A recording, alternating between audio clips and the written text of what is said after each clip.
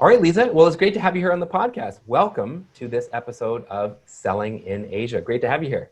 Oh, thank you so much for having me, Tom. It's my pleasure. So let's just jump right in. I mean, I think both of our passions is around entrepreneurship and business. So can you let us know, what is it about entrepreneurship that really excites you? What do you love about it? Well, I've been an entrepreneur for the last 7 years. It started out accidental. I was just a stay-home mom trying to start a business to earn side income. I was raising 3 kids at that time, so they're all pretty much grown up now. But what happened is this journey that I started to embark on changed me completely. Every day I discover new things, meeting new people, pick up new skills.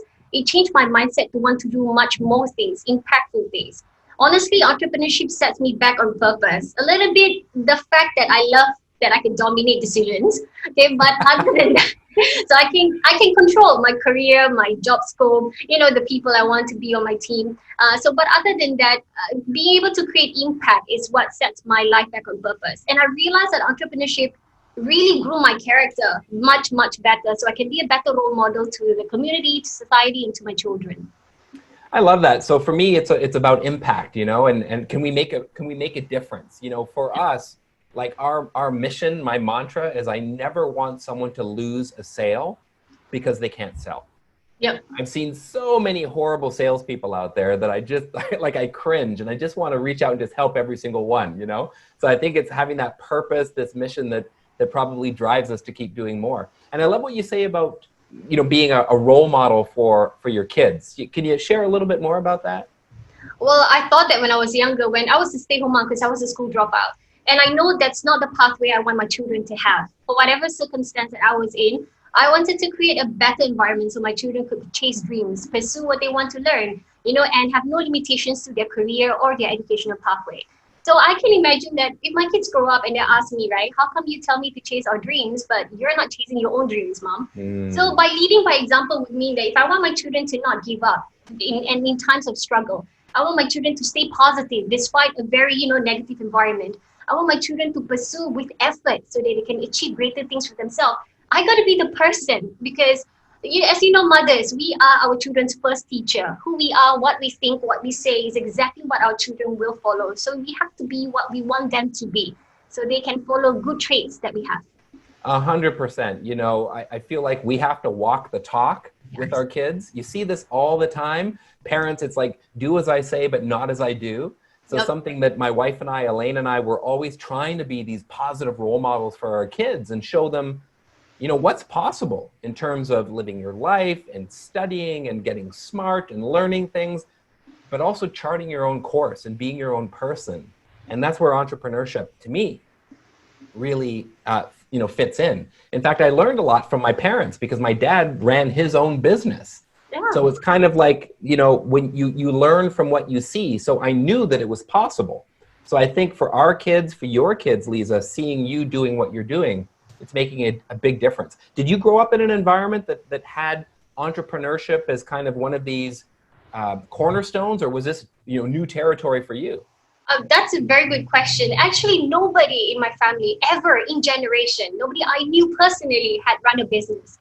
So when I tell my parents that I was going to start my own business, what they were feeling. They were like, this is something no one can help you. You're going to go in, you're going to fail, and you're going to be heartbroken, and we don't know what to do. So I took the plunge without any support, not just moral, not just financial, but just from experience-wise. Nobody could tell me. In fact, because they're not into entrepreneurship, they become negative, naturally. They go like, this is not for you. None of our family members have done it. Because they don't know. They don't know, exactly.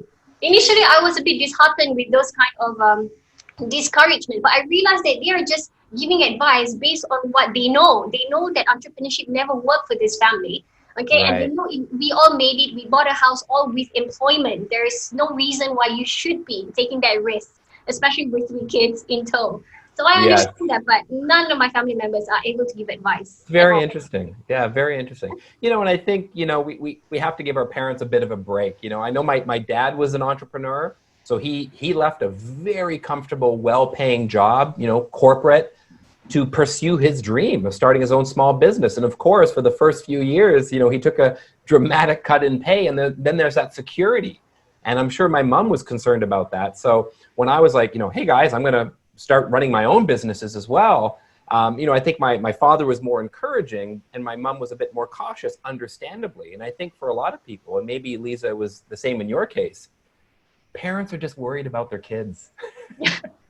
Naturally, because they don't know how to save you. If you get into trouble with business, they don't know how to save you. It's a totally different new realm for them. So they don't have solutions based on experience at all. So they're too scared to delve. And then now they're scared that you're delving into it. Right. And something I tell people all the time, because, in your situation growing up, you didn't have that support network of successful entrepreneurs to go, yeah, Leza, you can do it. And here's how you do it. Right. I was fortunate to have my dad that could give me some tips, but by and large, we're left with getting advice from people that actually don't know what they're talking about. So I tell people, don't take advice on launching a business from someone that's never done that and they've only worked a 9-to-5 job before. It's almost like trying to get financial advice from someone who's broke or marriage advice from someone who's been divorced 5 times. I mean, you're asking the wrong people.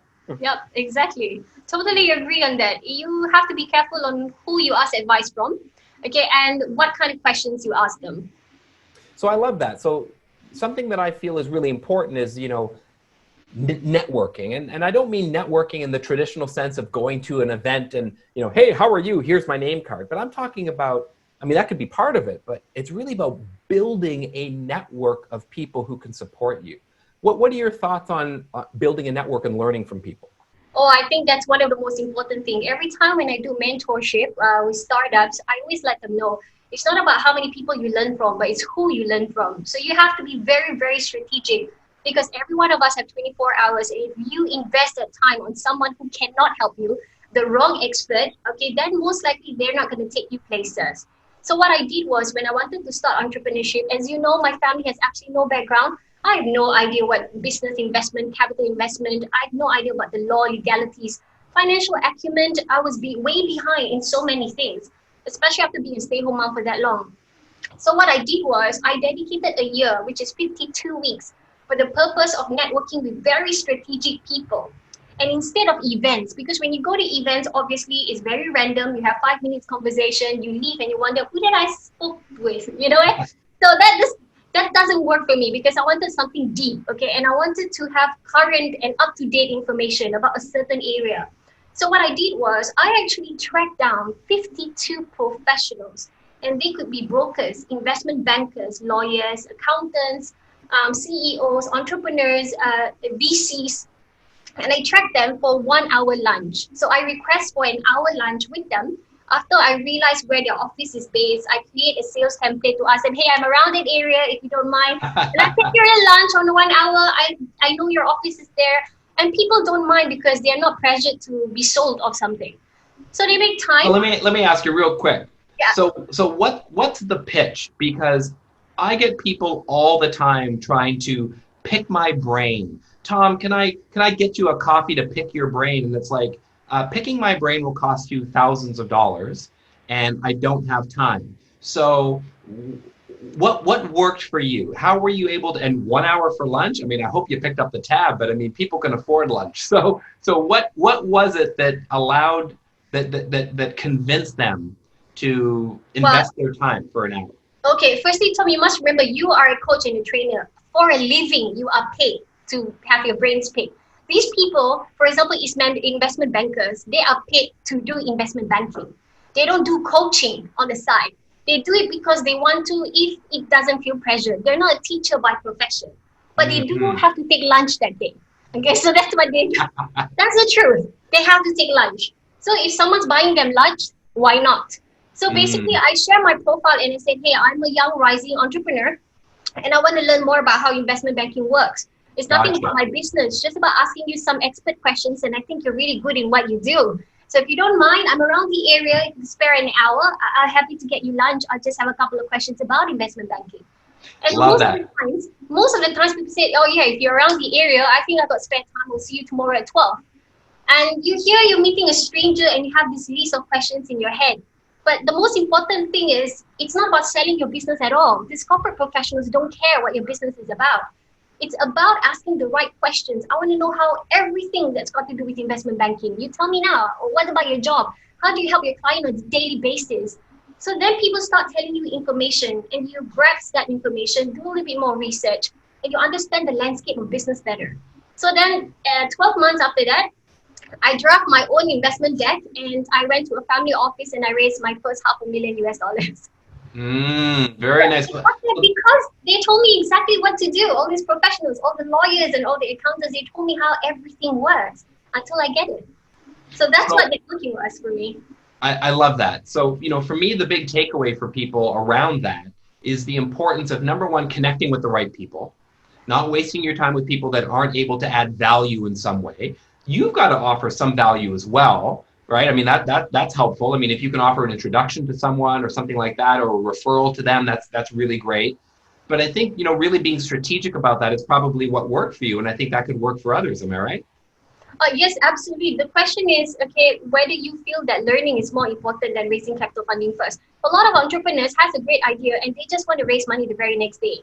The thing is, if you want to really drive a company, you have to be knowledgeable enough. That means the day you face your investors, they must be able to tell from the way you present, the way you speak, the level of your knowledge in your conversations assures them that you're fit for investments. And you can only be that competent if you have many conversations with the right professionals. Because you take away a little bit from everybody and it make you sound as if you're an expert in everything, but you know everything, okay, enough to drive a business forward.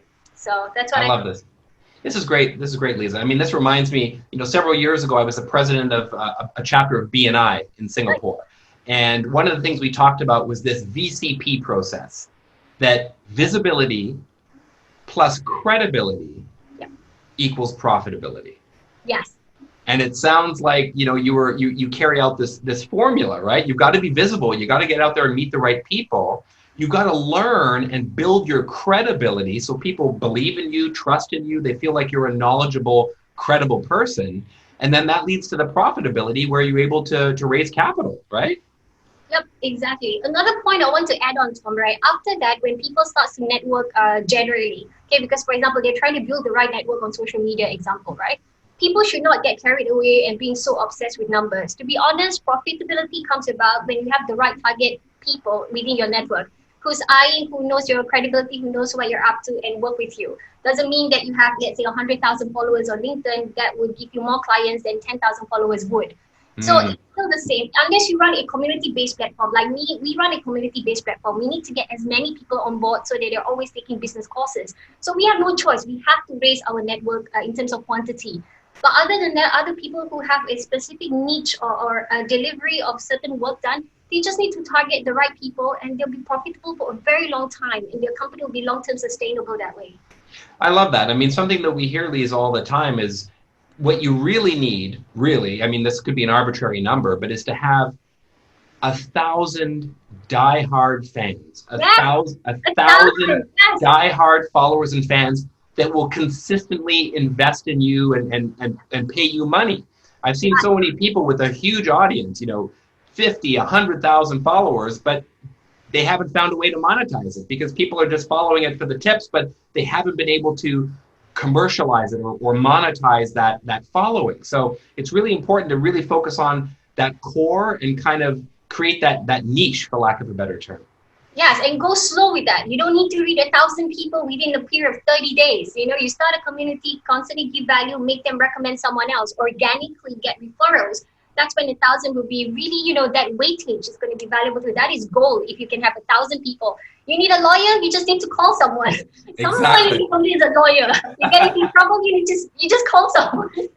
And that's what I like it because I hate long period of sales pitches and, not knowing uncertainty when you're trying to close an invoice. Now people just call you, hey, we heard that you do this, can you help us? And it's easily done in a phone call.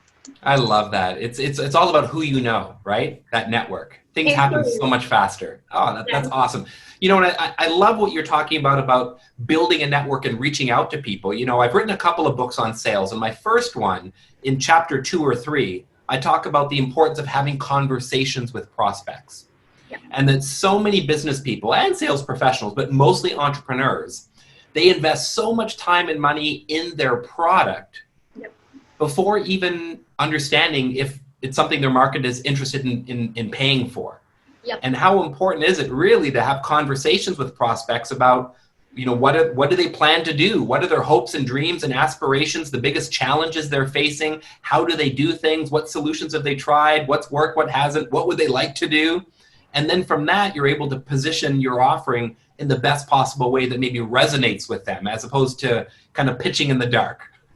Yeah, exactly. From the entrepreneur side, from the service provider side, right? When you start a business, you can do 3 types of business. Either you do a business totally out of passion, you do a business totally out of demand, or 3, you do a passion that's totally you do a business of passion and demand, and that will be jackpot because you love what you do and you know someone is always buying it.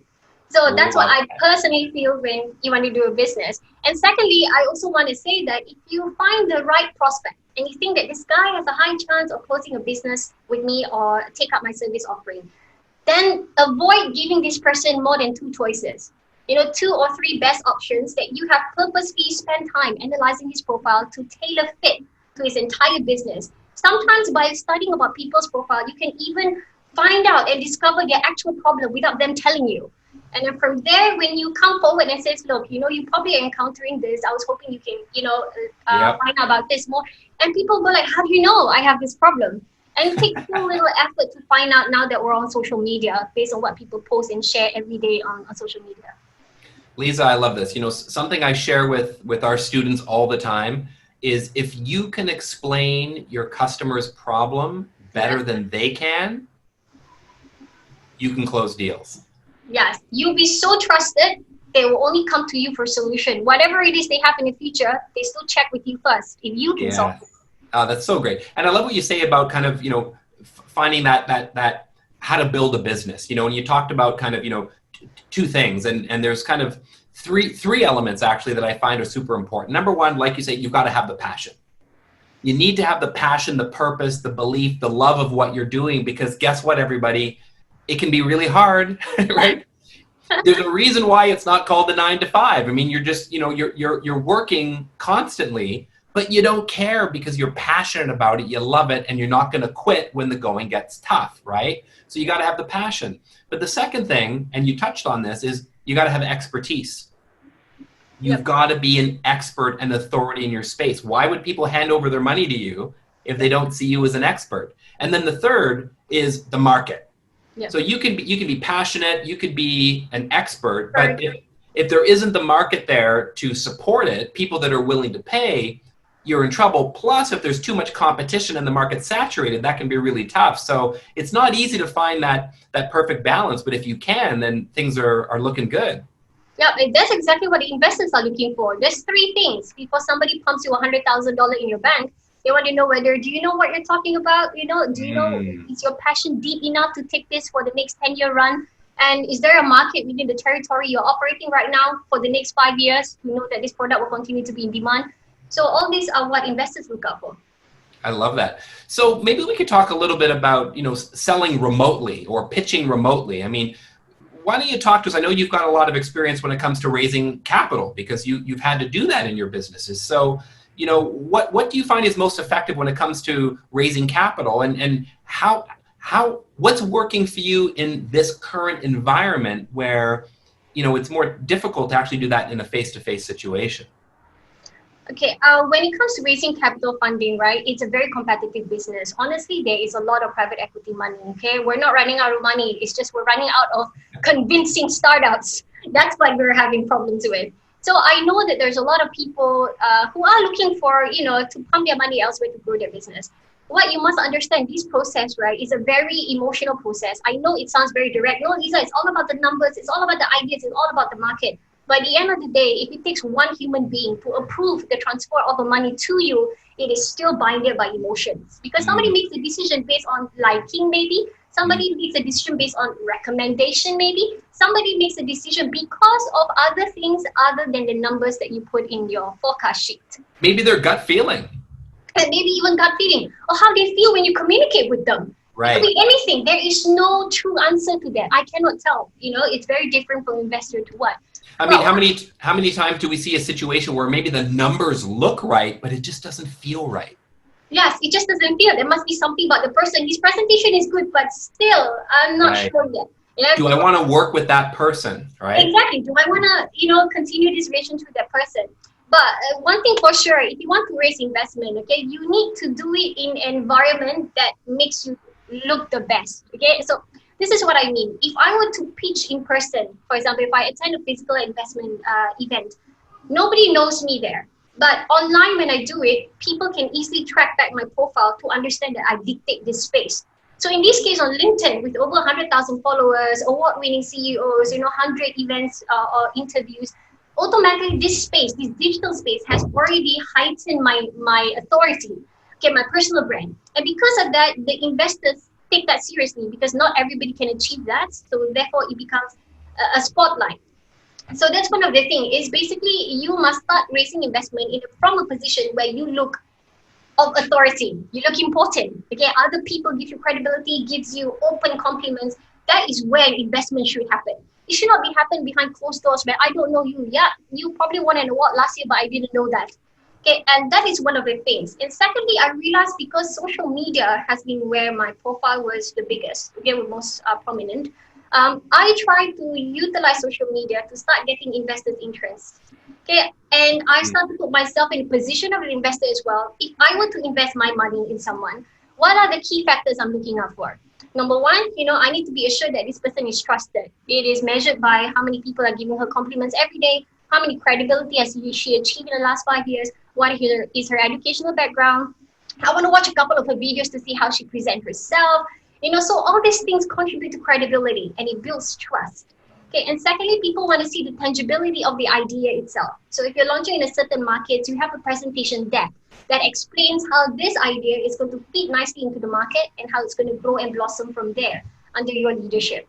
So those two things are actually the most important. And number three is to be somebody who's very articulate. If you're asking a certain kind of investment and you can simply answer exactly why you need it and for what, without referring to your files, your notes. Because as the founder of the business, you're championing this whole idea in business. So you want to be able to give an answer direct and clear because you know what's going to happen at any point of time. What happened if you raise 100,000? What happened if you raise 50,000? What happened if you raise $500,000? And you have all this already set in your mind because you're visionary enough to see the different pathway depending on the investment capital. And that's what I think the investors like. And lastly is to be very out and open and transparent. That's what I want to say. If you want to raise capital funding, you have to be open and transparent. There's no such thing as, I'm not sure yet, I don't think there yet, I have to get back to you, I cannot tell you. So if investors are the person, they appreciate honesty. If you really cannot do it, you tell them, okay, I will need to hire a CTO because I'm not a coder. But I know there's a market for this, okay? You give me the funds, I hire a coder, he's my CTO, I'll find a good one. And it's all about, and they appreciate that more. And they go like, okay, we'll take the risk with you because we know you're going to fix the problem because you acknowledge there is one. So that's what. I love that. So it sounds as though people need to have confidence in you. They have to have confidence in your abilities, but also have to have confidence in your ability to realize what your limitations are, that you've seen these blind spots, and that you're aware of what you need to do or who you need to get on your team to still reach that goal. Yes, exactly. And you can achieve all that. All this checklist, right? This checklist can be ticked without meeting in person. Because that's all they need.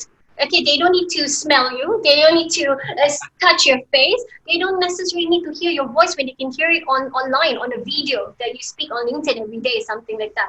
So as long as they get all that, they already built enough trust and all they file in their interests, you get connected to a legal mandate, which is, more assuring for them. And you close the deal, get investment the next day. It's as simple as that. So it sounds like it's really about increasing your visibility and your credibility, right? I mean, you've got to be seen out there before if you're trying to get any kind of investment or getting clients or customers, whether you're in sales or running a business, people have to see you and know that you exist before they'll even think about possibly giving you any money at all, right? Yes, LinkedIn is actually one of the most stable kind of resource. If people need to check out what you do the last 10 years, they go to LinkedIn. If people want to invest money, they want to, find out what's going on, what projects are you heading right now, they go to LinkedIn. So updating LinkedIn is important. Giving current up-to-date information is important. Sharing milestones is important. Because it may benefit, may not benefit you, but in time it will make sense to the people who want to make investments. So it's really about kind of building your your personal branding capital, for lack of a better description. Exactly. You're investing in your personal branding, your personal brand.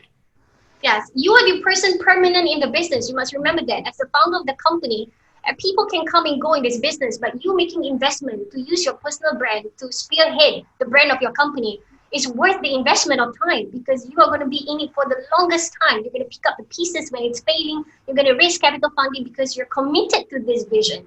Other people, you cannot make your other C-levels or your other directors to be as prominent as you in spearheading this business idea.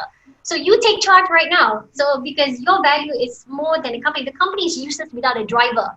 So you need to convince the investors, I'm going to drive it. If you trust me, I will continue to drive the best way I can. And that's the assurance people need. So they're investing as much in you as the founder as they are in this business as a model, right? Yes, exactly. And that's what you want, because you want the trust, not like just to be with the business or the brand, but to trust you. Because you never do. So if you make decisions, or we decided to, get out of this market and enter this market, they trust you. They trust that you make this decision for the sake of sustaining this business. So we lose some money here, but trust me, we're going to make money here. So we're going to pivot. So this one, with this kind of convincing, you have harder trouble with investors. You have less trouble with investors moving on, because investors are also married to your business. They're not leaving after a year. So they're here year after year, open your books, take out your business plan, and you have to answer everything. So you want to be sure that they trust you enough, okay, that they will accept your reasoning, because you're on the ground. You have the reasons why things didn't go as they are planned. So they need to be trusting you enough for that. And to see each other as partners in a long-term business relationship. It's not a transactional thing, right? Yes, exactly. And the thing is that I have not met 95% of my investors in person. And I think more than 80% of them, I've not even take a phone call. So it's very weird way of, I'm teaching this as well, but it's a very weird way. So we normally know exactly what investors are looking for. And sometimes, right, I don't know whether you realize this, right? But sometimes when you post and it hits 10,000 reach, but you are very smart to know out of these 10,000, your post is strategized for a very small minority of people, and you know who they are. You write for this small minority. Of course, it attracts 90% for just engagement purposes, but you're targeting content for this 10%. So every time when I write content for investment, it's targeting investors. It's written in a way that when investors see it, they appear. Okay, right. They get awakened because it fits them, that knowledge. Other people will read it from a general perspective. So then these investors, once they're awakened, I start seeing them a little bit more on LinkedIn. I start putting out the information that they would start asking their head. They'll be asking how much is this company worth? What's the company valuation? So all these questions that's in their head, you feed them with more posts that is going to answer every single one of them. And you build this stage of trust until they get to the maximum. They go like, okay, that's the form. She gave us a form to register. We fill up our name. We give her passport number. We check out the deck, and then we call her legal mandate. And of course, you have a lawyer representing you, which means that due diligence has been done. You're a legit operating business. That is all that's not important. That's already solved. And immediately they go like, okay, we'll fund you as 25,000, 50,000, 100,000. And that's it. And you can progress your business to the next level because of the capital funding. So this is great. I mean, this is relevant whether someone's trying to raise capital funding or whether someone's just trying to get their first customer online. It's really about, writing your posts, creating your content in such a way that's really focused on your ideal target customer or investor. It's being super clear about what messages resonate with them and writing for them. I always tell our customers, when you're posting anything on social, always think about your top 3 customers. Actually picture them in your head. Who are those 3 people? And write the copy, write the content for them in a way that they would get excited, that it would speak to them personally. Because if it resonates with those 3, it's going to resonate with 300 or 3,000 or 30,000. It just scales out. But just being really deliberate with your content. So I love to hear that. So let's just maybe wrap up, Leza, with a couple of final things. I think it's always useful to talk about our biggest learnings. We've obviously had successes, we've had failures. I've had some, I'm sure you have as well. It's sort of like, what did we learn from those failures. And I think that's really important. So do you maybe want to share a little bit about, some non-successful things that you've had or done, failures, and like, well, what did you learn from that? Or what's something that people can avoid in the future? What went wrong? Honestly, I wanted to say that people should be welcoming failure. The younger you are, where you have less things at stake, you're not married, you don't have a mortgage, you're still living with your parents with no rent, this is the best time to go through failure. Because failure, as they say, is a stepping stone to success. And I didn't realize it earlier, because we all have the fear of failure, which is exactly what's limiting us from taking bigger risks, bigger obligations, yada yada. But most importantly is failures are now seen to me as an opportunity that I'm bound to learn something which I didn't know before. So let me just pause for a minute, Leza, because that's a mindset that you and I have that not everybody has, right? And I think what really people struggle with is they see failure as an absolute rather than seeing it as a prototype, something that they can learn from that. So I think that is a lesson in and of itself that you just said about realizing that failure is an opportunity to learn. So I just wanted to kind of put that out there for the listeners. Yes, the lesson that I wanted to say is failure is not fatal. It is not the end of it. Okay, actually, it is the birth of something else. So now you know exactly what didn't work. It's now going to put you on a different pathway to know what will, because you've already filtered off. Okay, this doesn't work. This doesn't work, and I know it because when I started my business from a stay-home mom, and it went on. I was running a production company, and it was doing very well until it went bankrupt. So it went bankrupt because it was growing too big, but I wasn't growing. I didn't have enough knowledge to lead a growing business. So that I lost everything in that process in the year 2015. Oh, everything, every resources, every property, everything was gone. And of course, 6 months I was in total depression. Okay, and I was going to ask myself, if I'm going to continue to be this depressed, then I succumb to the failure. That's it. I did something and I completely lost. And that will be, regret and remorse for the rest of my life. But if I spend time, get over it, enough grieving, go back and check out every milestone of what caused and lead me to this failure with the intention of learning so that it doesn't happen again. And that's what I did. I realized that if I could now be successful and even way more than I was before I was bankrupt, how can we let failure stop us? It actually propels us. So we have to let it do that, and not let it control us. We can control failure. We fail, oh well, we learn and we build something else.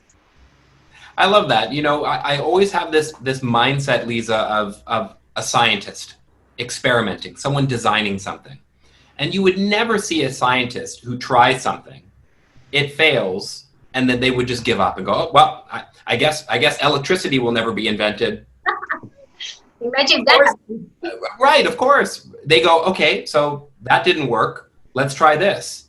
I mean, I think there's this expression that Thomas Edison, when he invented the light bulb, he tried like 99 times and it blew up or it didn't work. And he'd say, okay, great. Well, now I know 99 ways to not create a light bulb. So you're always learning as you're losing, right? You're learning as you go along, and your ability to keep going is that persistence. It's like that expression, persistence overcomes resistance. And I believe that 110%. It's true. And your failure builds strength in you. So the next time when somebody tells me, okay, Miss Leza, this project didn't make us money, you don't sweat it anymore. You're like, okay, it doesn't. So let's see something else that would, and then you move on. You didn't even spoil your day because you're so used to failure because you take it as a change, a drive for change. So if there's one final comment or word, something that you want to leave a final message for entrepreneurs to feel inspired or motivated to keep trying or to start going, I mean, what message would you want to share with them? Okay, one of the most valuable tip I want to give, because I still see a lot of aspiring entrepreneurs, that started their business, who just doesn't apply this yet, and it is very important, which is what we call outsourcing. Okay. Outsource if somebody had told me this advice 10 years ago, I think I would probably be successful earlier.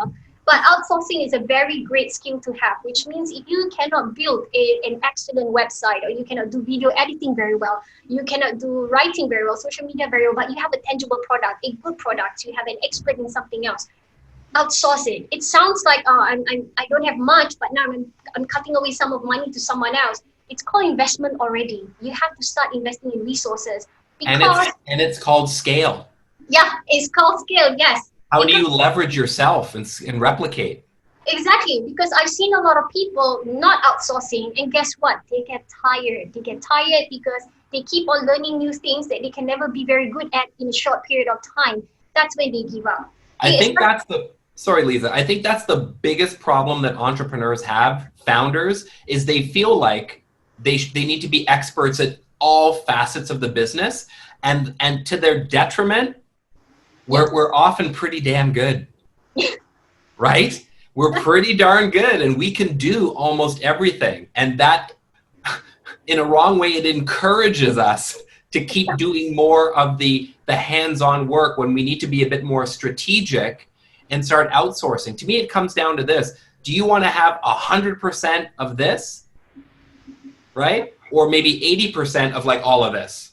Yep. Scale and leverage, right? Exactly. Outsourcing will help a lot, especially mothers like me who start a business after we have children. If we don't outsource and you're trying us to be a superwoman, we're never going to achieve anything. So outsource helps a lot. Awesome. That's great advice. Well, thank you so much, Leza. This has been a really great conversation. I love talking with like-minded entrepreneurs and just kind of talking shop and exchanging ideas. It just really gets me pumped up and motivated. And I'm sure it's done the same for our listeners as well. So big thanks again, Leza, for joining us. And to everyone watching or listening, take care. Bye, everyone. Thank you, everybody. Bye.